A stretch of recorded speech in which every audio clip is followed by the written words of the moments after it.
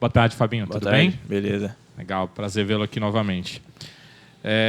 Estava fazendo uma avaliação estatística sobre algumas coisas suas, né? E eu percebi que tem uma coisa muito interessante. Dos atletas que conseguiram dar mais de 1.000 passes no Campeonato Brasileiro, jogadores do Ceará, você é o único que tem um nível de acerto acima dos 90%, né? A que se deve isso? Qual é o segredo para se ter um passe tão bom, né? Normalmente o zagueiro consegue esse percentual porque ele entrega ali de lado, ele passa para frente, ele não tem tanta obrigação de iniciar realmente uma jogada ofensiva. Hoje os volantes têm sim essa obrigação. Então, tem uma média acima de 90%, eu fiquei olhando os outros volantes dos outros clubes, é difícil, não é simples, são poucos os que têm. Como é que você consegue isso? Boa tarde. Tem situações de passe, né, que você está mais suscetível a errar aqueles passes que você quer quebrar a linha adversária, né? São os passes que geralmente eles levam mais perigo ao adversário. São passes realmente difíceis, né? E você tem que saber o tempo certo de fazer.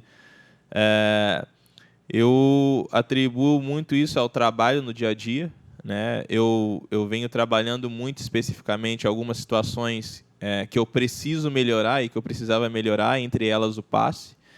Como eu falei, quando você precisa dar um passe que quebra as linhas, é muito mais fácil você errar do que acertar, mas a gente sabe que também a hora que acerta é um passe que leva muito mais risco para o adversário e uma chance, né, maior de gol que a gente tem, né?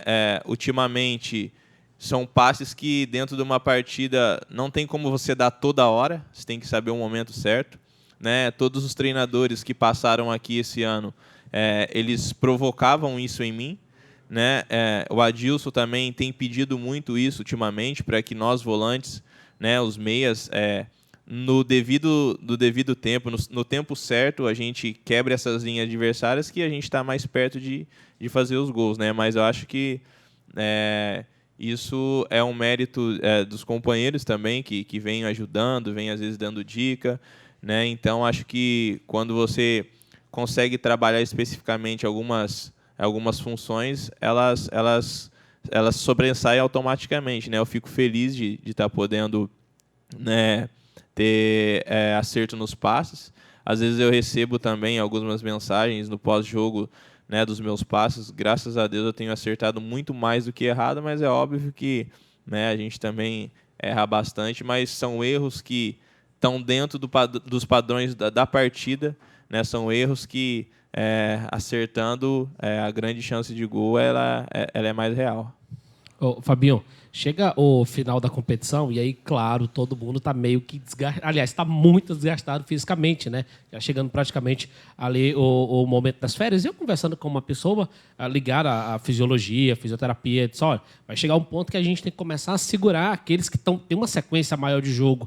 E você, a exemplo também do Diogo, são os que mais têm jogado pelo Ceará. Só que o Diogo, claro, fisicamente não é tão exigido quanto um volante. Eu te pergunto, como é que está a tua condição física e, segundo, qual o segredo para conseguir jogar, principalmente essa maratona de jogos do calendário maluco que é o do futebol brasileiro? Realmente, a temporada ela é muito pesada, né? Eu agradeço a Deus pela capacidade física, pela saúde, né? Pela graça que Ele tem me dado de chegar aqui todos os dias com saúde, de poder trabalhar, me dedicar ao máximo. Como eu falei em entrevistas anteriores, esse ano eu coloquei na minha cabeça que eu precisava dar algo a mais, né, para ajudar o Ceará, e algo a mais para que eu crescesse dentro da minha posição, dentro da minha função, né? E eu tenho me dedicado, trabalhado todos os dias fortes. O jogador de futebol hoje ele tem que ser muito mais atleta do que apenas jogador, né? Porque a intensidade dos jogos é muito alta. Esse ano é a minha melhor temporada como atleta profissional. Você vai amadurecendo, né, ao longo dos anos, né, a cada campeonato que você joga. Se eu não me engano, é o quarto, quinto ano de Série A, se eu não me engano. Então você vai aprendendo, você vai ganhando experiências. E às vezes você, como eu falei, de que às vezes o fracasso ele faz parte, né, para que você tenha bom êxito, poxa, eu já falhei muito na minha carreira no sentido de não me cuidar, de não dormir direito, de não me alimentar. Então você aprende com os seus próprios erros. Eu sempre costumo falar, acho que eu já falei aqui na coletiva, que você tem a opção de aprender com os seus próprios erros, de aprender com o erro de outras pessoas. Se a gente ficar ligado, a gente pode aprender com os erros de outras pessoas, que a dor é bem menor, né? E agora, quando você aprende com os próprios erros, a dor é muito maior. Então, tem coisas na nossa vida que a gente não precisa sofrer tanto, né? Então, eu acredito que algumas falhas nesse sentido na minha carreira, de não saber me cuidar, de não aproveitar as oportunidades, né, cooperaram para que eu, dentro ainda do tempo, corrigisse isso, né, de comprometimento, cara, de me dedicar, de me entregar realmente à causa. Como você falou do posicionamento, aqui no Ceará eu já joguei de lateral direito, que também exige bastante fisicamente. Volante, né, primeiro, segundo volante também, né, não faz muita diferença ali a função de volante, que é exigida também, porque você tem que se movimentar muito, tem que marcar. E jogando um pouco mais, quando o Adilson joga com 3 volantes, eu não sou necessariamente um ponta-direita. É porque quando o lateral adversário ele vem atacar, eu tenho que... né, minha primeira função é pegar o lateral. E realmente exige bastante, porque a maioria dos clubes, né, dos outros times, eles colocam os laterais avançados, né? Então, realmente exige bastante. Às vezes eu tenho que jogar de costa também, né? Você já tem que se posicionar de uma maneira, né, diferente quando você joga ali de primeiro, segundo volante. Exige muito fisicamente, realmente, você jogar, né, mais lateralizado. E o segredo é a preparação, cara. Quando você tá preparado, se dedica, dá o máximo, como eu falei, a chance de dar certo é muito maior. Ô, Fabinho, boa tarde. Boa tarde. Antes de fazer a pergunta, lhe parabenizar, que você aniversariou agora de terça-feira, não é isso? Foi. Parabéns. Obrigado. Por mais um ano de vida, e parabéns pela bola que você está jogando pelo Ceará. Obrigado. Fabinho, e a pergunta é esta. E o São Paulo? Ceará não tem outro resultado para o Ceará que não seja a vitória. Como é que está o estudo durante a semana para encarar esse São Paulo neste domingo? Tivemos um grande jogo contra o São Paulo no primeiro turno, né? Nos domínios do São Paulo. Agora nós vamos jogar mais uma partida contra o São Paulo nos nossos domínios. Fizemos uma grande partida lá, né? Houve o detalhe, né, do gol lá, do pênalti, enfim, né? Houve toda aquela polêmica. Isso mostrou que nós temos condições de jogar contra o São Paulo, assim como em casa nós jogamos contra o Palmeiras, contra o Grêmio, né, contra outras equipes aqui, e vencemos também. Com o São Paulo não vai ser diferente. O nosso pensamento tem que ser isso, como você falou, a vitória. Nós vamos jogar para buscar a vitória. Agora nós temos que ter inteligência de saber que mudou o treinador, que lá tem jogadores de extrema qualidade que podem definir, né, o jogo em uma bola. Então a gente tem que ficar atento a isso. São Paulo é uma grande equipe, mas sabemos também que, assim como todas as equipes do campeonato têm os seus lados positivos e os negativos, a gente está estudando durante essa semana, né, os lados fortes, é claro, porque a gente tem que conhecer o nosso adversário, e isso te dá mais chance de ganhar quando você sabe os pontos fortes do adversário, e também explorar o lado que eles têm de negativo, né? Então o professor Adilson está trabalhando em cima da equipe de São Paulo essa semana, estamos nos preparando no máximo. Como você falou, a margem de erro é muito pequena, nós não podemos errar nessa partida, né? E vamos trabalhar firme para que a gente possa conseguir essa vitória. Está todo mundo confiante, sabemos que vai ser um jogo muito difícil, de muita inteligência, mais emocional do que física, porque fisicamente a gente vai se preparando. Então acho que psicologicamente vai fazer muita diferença, né? Então eu acredito que nós temos tudo para fazer uma boa partida e trabalhar para ganhar da equipe de São Paulo. Fabinho, tudo bem? Boa tarde. Minha pergunta cai dentro desse teu mote. Vou pegar o mote no finalzinho dessa tua resposta aí. Até que ponto o Ceará está preparado emocionalmente para ver o torcedor na arquibancada cobrando, que ele vai para lá para incentivar, mas ele vai cobrar, aquela questão da ansiedade voltando, né? Porque joga dentro de casa, e pela situação que o time está ali próximo à zona do rebaixamento. Até que ponto, eu queria que você explicasse um pouco mais, o Ceará tem que estar, não digo que já está, mas tem que estar preparado emocionalmente para vencer o São Paulo. É uma pergunta muito interessante, porque quando eu falo do jogador se preparar psicologicamente, entra nisso. Lembra que algumas vezes você sempre elogiava as atuações, você sempre elogia, assim como outros também, mas eu lembro uma vez lá no CT que você falou, pô, Fabinho, parabéns, tal. Aí eu falei assim, cara, eu agradeço tudo, os elogios, mas a gente tem que ter um pouco de cuidado em cima disso para que quando você seja criticado ou cobrado, né, isso não te leve ao extremo, achar que quando você está bem, você é o craque, é o cara, e quando você também não estiver passando por uma fase muito boa, você é o pior jogador. Entra nisso que a gente conversou lá aquele dia. O jogador de futebol hoje, ele tem que estar muito preparado psicologicamente por causa disso, porque é muito bom quando você está ganhando, quando está dando tudo certo, todo mundo elogia, o time, o treinador, o grupo, enfim, isso é o natural. Mas eu acho que não só no futebol, na vida, ninguém se prepara para algo que vai dar errado. Dificilmente isso acontece. Eu mesmo, em muitas situações da minha vida, eu não me preparo para algo que vai dar errado, porque a gente já entra pensando, não, na vitória vai dar certo. E eu não estou falando aqui que a gente está entrando preparado, e se acontecer um resultado. Não. O nosso único caminho daqui para frente são as vitórias. Mas como você falou da torcida, a gente tem que entender o momento do torcedor. O torcedor está ferido, né? A nossa última atuação não convenceu o torcedor, né? Então a gente tem que entender eles também, que o torcedor é paixão. Nós jogadores, eu falo, quando eu entro num clube, eu me comprometo com tudo, com o horário, no dia, porque o respeito com o torcedor, ele não é no dia do jogo, entendeu? O respeito que eu tenho com o torcedor, isso é a minha maneira de ver, é no meu dia a dia de trabalho, é quando ninguém vê. O torcedor não vê o horário que eu chego ou que os atletas chegam, entendeu? Então, essa é a melhor maneira de você se comprometer com o clube.